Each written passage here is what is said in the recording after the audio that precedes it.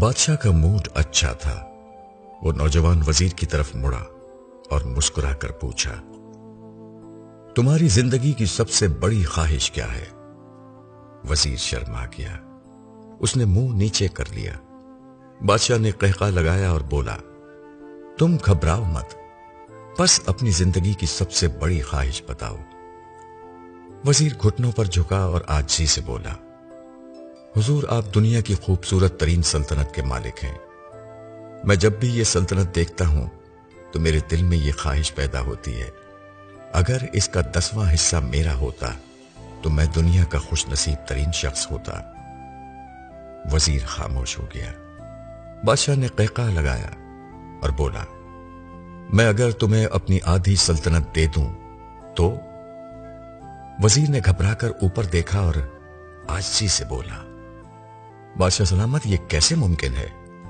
میں اتنا خوش قسمت کیسے ہو سکتا ہوں؟ بادشاہ نے فوراً احکامات لکھنے کا حکم دیا۔ بادشاہ نے پہلے حکم کے ذریعے اپنی آدھی سلطنت نوجوان وزیر کے حوالے کرنے کا فرمان جاری کر دیا۔ دوسرے حکم میں بادشاہ نے وزیر کا سر قلم کرنے کا آرڈر دے دیا۔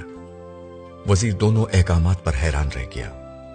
بادشاہ نے احکامات پر مہر لگائی اور وزیر کی آنکھوں میں آنکھیں ڈال کر بولا، تمہارے پاس 30 دن ہیں۔ تم نے ان 30 دنوں میں صرف 3 سوالوں کے جواب تلاش کرنا ہے۔ تم کامیاب ہو گئے تو میرا دوسرا حکم منسوخ ہو جائے گا اور تمہیں آدھی سلطنت مل جائے گی، اور اگر تم ناکام ہو گئے تو پہلا حکم خارج سمجھا جائے گا اور دوسرے حکم کے مطابق تمہارا سر اتار دیا جائے گا۔ وزیر کی حیرت پریشانی میں بدل گئی۔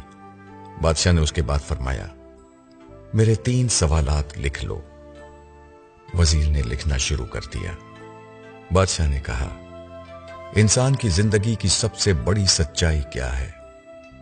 وہ رکا اور بولا، دوسرا سوال، انسان کی زندگی کا سب سے بڑا دھوکہ کیا ہے؟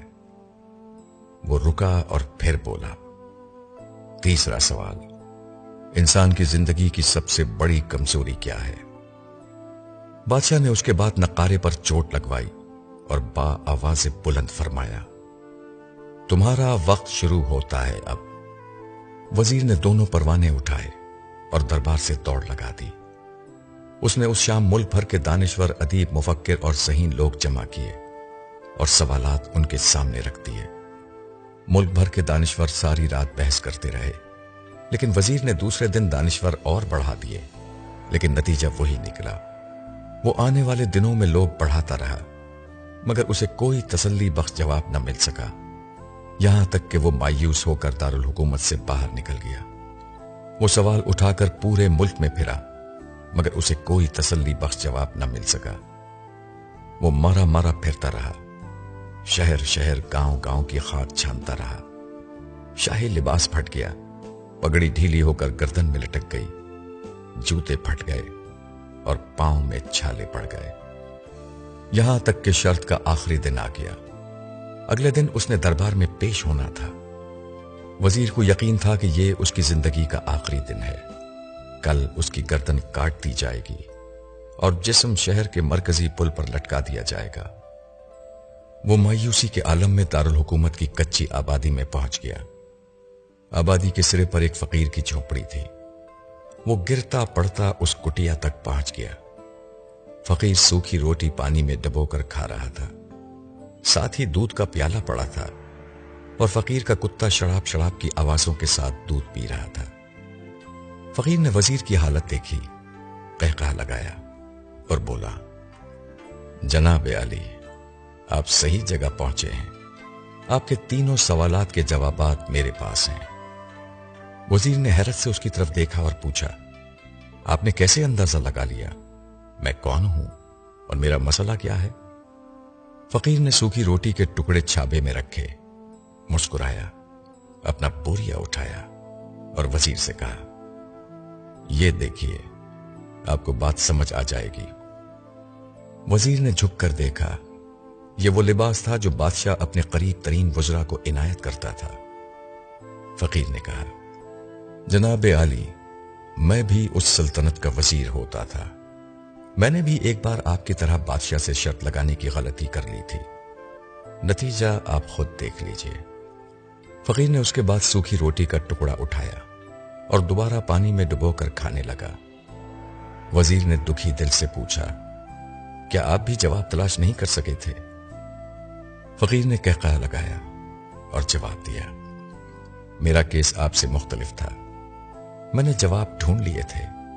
میں نے بادشاہ کو جواب بتائے، آدھی سلطنت کا پروانہ پھاڑا، بادشاہ کو سلام کیا اور اس کٹیا میں آ کر بیٹھ گیا۔ میں اور میرا کتا دونوں مطمئن زندگی گزار رہے ہیں۔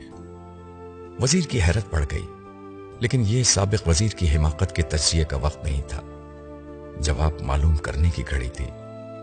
چنانچہ وزیر اینکر پرسن بننے کے بجائے فریادی بن گیا اور اس نے فقیر سے پوچھا، کیا آپ مجھے سوالات کے جوابات دے سکتے ہیں؟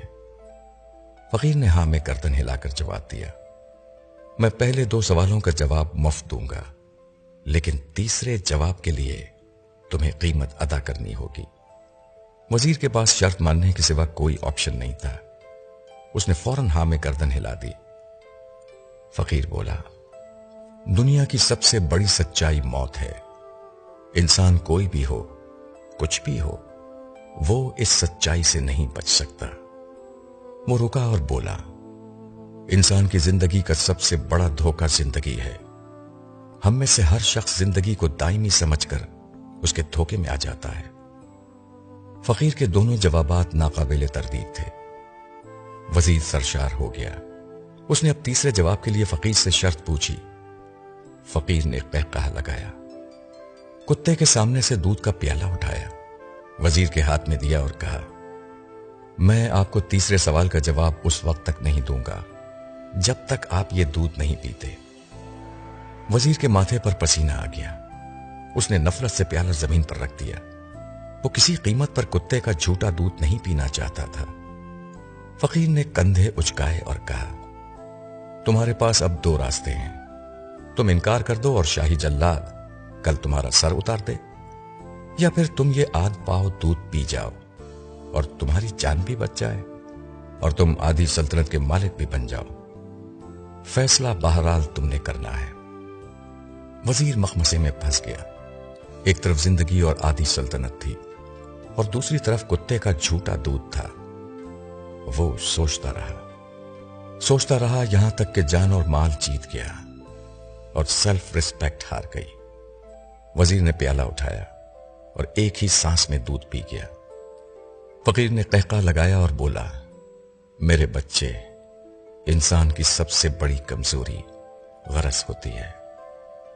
یہ اسے کتے کا جھوٹا دودھ تک پینے پر مجبور کر دیتی ہے، اور یہ وہ سچ ہے جس نے مجھے سلطنت کا پروانہ پھاڑ کر اس کٹیا میں بیٹھنے پر مجبور کر دیا تھا۔ میں جان گیا تھا کہ میں جوں جوں زندگی کے دھوکے میں آؤں گا، میں موت کی سچائی کو فراموش کرتا جاؤں گا، اور میں موت کو جتنا فراموش کرتا رہوں گا، میں اتنا ہی غرض کی دلدل میں دھستا جاؤں گا، اور مجھے روز اس دلدل میں سانس لینے کے لیے غرض کا خلیص دودھ پینا پڑے گا۔ لہذا میرا مشورہ ہے، زندگی کی ان تینوں حقیقتوں کو جان لو، تمہاری زندگی اچھی گزرے گی۔ وزیر خجالت، شرمندگی اور خود ترسی کا تحفہ لے کر فقیر کی کٹیا سے نکلا اور محل کی طرف چل پڑا۔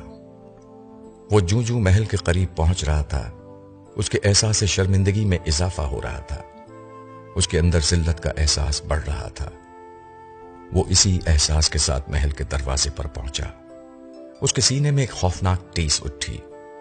وہ گھوڑے سے گرا، لمبی ہچکی لی اور اس کی روح قفس انصری سے پرواز کر گئی۔ ہمیں کسی دن کسی ٹھنڈی جگہ پر بیٹھ کر زندگی کے ان بنیادی سوالوں پر ضرور غور کرنا چاہیے۔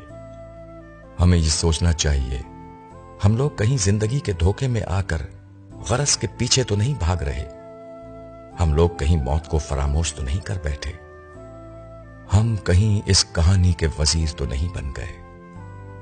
مجھے یقین ہے ہم لوگوں نے جس دن یہ سوچ لیا، اس دن ہم غرض کے ان غلیظ پیالوں سے بالا تر ہو جائیں گے۔